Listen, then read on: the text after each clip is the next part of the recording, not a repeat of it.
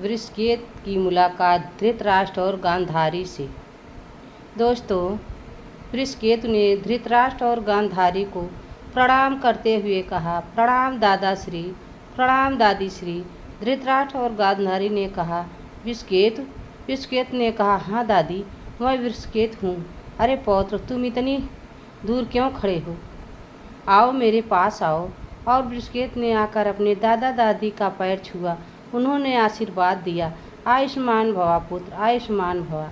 गांधारी ने कहा, पौत्र, मुझे तुम्हारी बहुत याद आ रही थी। सोच रही थी स्वयं जाकर तुमसे मिलूं, किंतु मुझे आशा नहीं थी कि तुमसे यहीं भेंट होगी। मुझे दादी श्री कुंती पुनः अपने परिवार में वापस ले आई।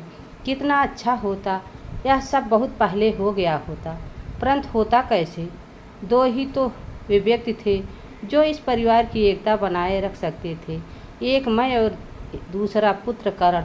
मुझे जो करना चाहिए था वह मैं नहीं किया है, और पुत्र कर्ण ने जो कर सकता था वह किया ही नहीं, क्योंकि तब तक बहुत देर हो चुकी थी।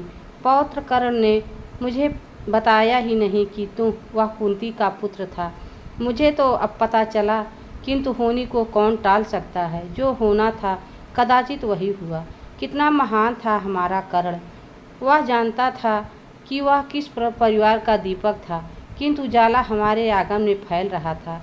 जब कभी भी मित्रता का इतिहास लिखा जाएगा तो उसका आरंभ हमारे कर्ण के नाम से ही होगा। उसने मरते दम तक हमारे पुत्र दुर्योधन से मित्रता का मुख नहीं मोड़ा। वो तो आदर्श मित्रता का एक जीता जागता उदाहरण था। ऐसी मित्रता ना कभी हुई है, ना ही कभी होगी।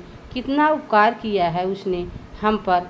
उसके मुंह से निकला हुआ एक शब्द उसका भाग्य बदल सकता था। जीवन उसको गले लगाने के लिए व्याकुल था, किंतु उसने मृत्यु को गले लगा लिया। तब गांधारी धृतराष्ट्र को समझाते हुए कहा, अब इन बातों से क्या लाभ होगा?